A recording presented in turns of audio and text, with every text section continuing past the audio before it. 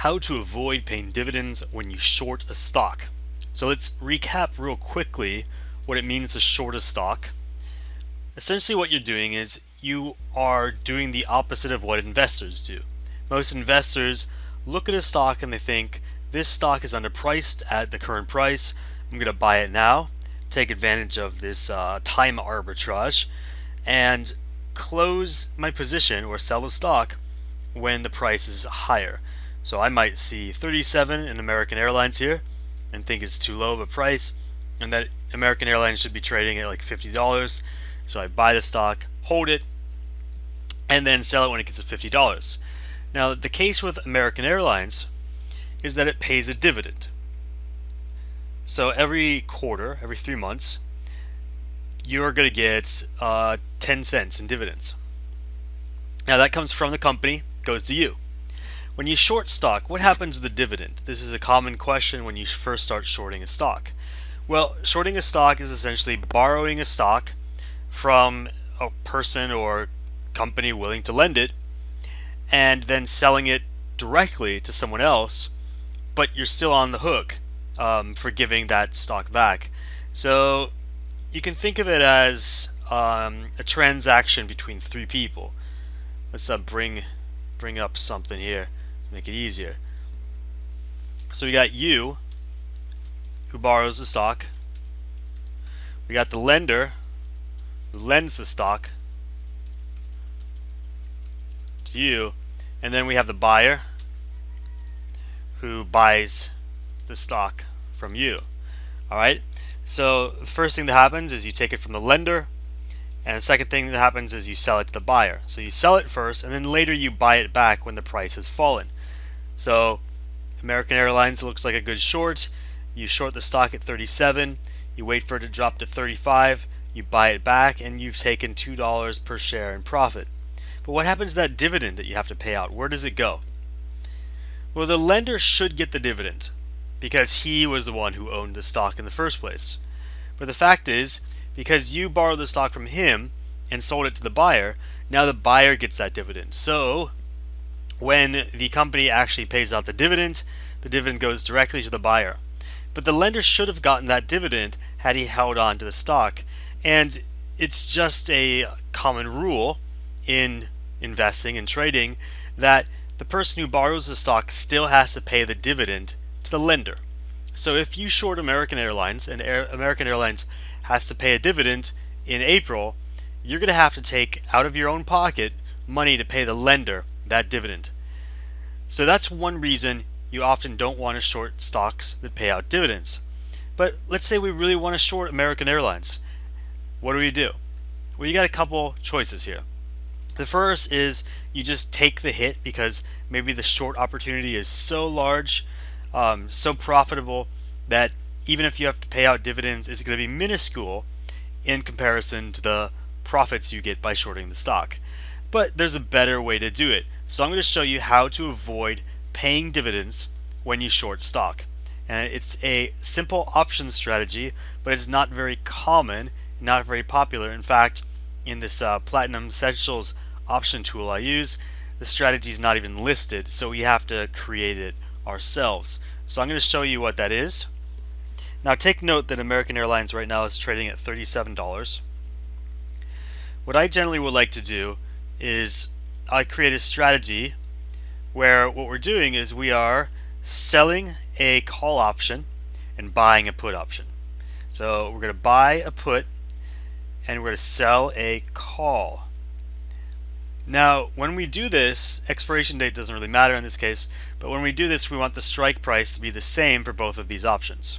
What we're doing is called a synthetic short position, and because you get to choose the strike price, you can choose whatever you want. The general rule is the lower a strike price you choose, the better it's going to be immediately, because if you choose a very low strike price, let's show 35 for an example.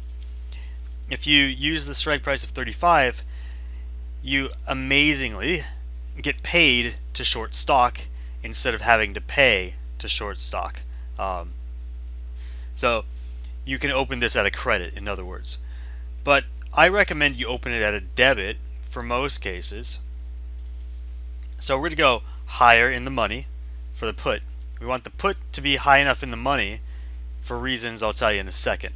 So remember, American Airlines is trading at 37. We're going to try 41. And now we're going to be paying to open this position. So it costs us $400 to open this position. But by opening this position, you effectively avoid having to pay any dividends. And what you get is a position that's negative 100 in delta, which means that it mimics selling or shorting 100 shares of stock exactly.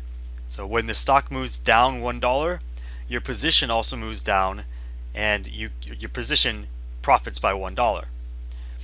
Now, generally, the gamma, vega, and theta are going to be about 0, so we're not going to worry about those. But why do I want to choose a higher strike price for these options? Mainly because when you open a synthetic position, your margin requirements could be quite high. So even though it only costs you $400 to mimic shorting 100 shares of American Airlines, your broker is going to require of you to set aside a lot of extra money, especially if it's a stock that trades at a high price, so that there's some collateral in case the trade moves against you. Now, to avoid that, I'll see if I can do this here, and I don't think I can. It's kind of problematic here. Oh, new legs. Can I do this?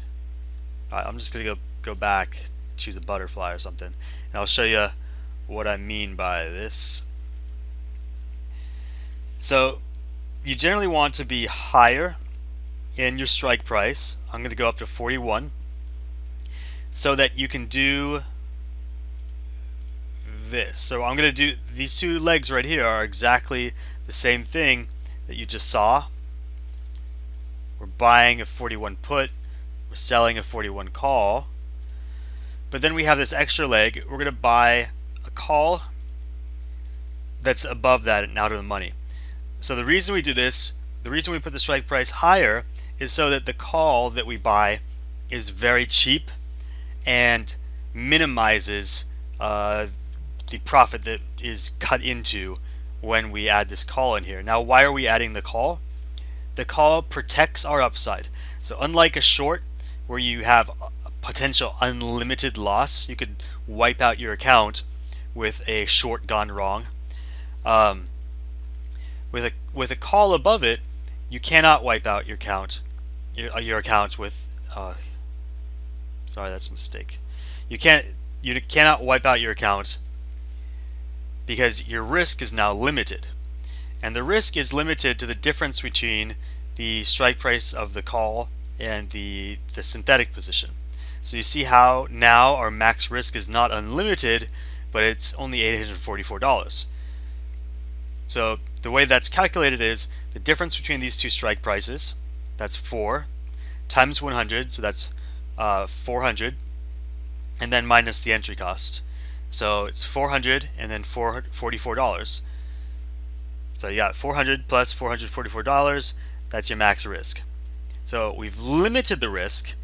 So now we have actually two advantages to doing this. First is we don't have to pay the dividend. And the second is now our risk is limited instead of unlimited. And the third is because you add this call in there, you also reduce your margin requirements by a significant amount. And I think in this case, your margin requirements is only going to be like $200, whereas if you just short the stock, it's going to be a lot more than that. And if you don't have this extra call, this protective call in there, you're also going to have to put down a very large margin. So you see how by putting the call at $45, we only have to pay an extra $50 to that original play. But that original $50 you can think of as a key to opening the capital that you would have to set aside otherwise as margin. So you're paying $50 to free up a lot of capital. And that's it. So here you go. This is how you can avoid paying that dividend on American Airlines or any other stock that you want to short that has a dividend attached to it. Now you don't have to pay that dividend, and now you also don't have unlimited downside through that risk. If this video is useful, please like it and subscribe for more videos of this type. Leave any questions or video requests you have in the comment section below, and I will get to them. I always will respond to requests. That's it for now. Happy trading.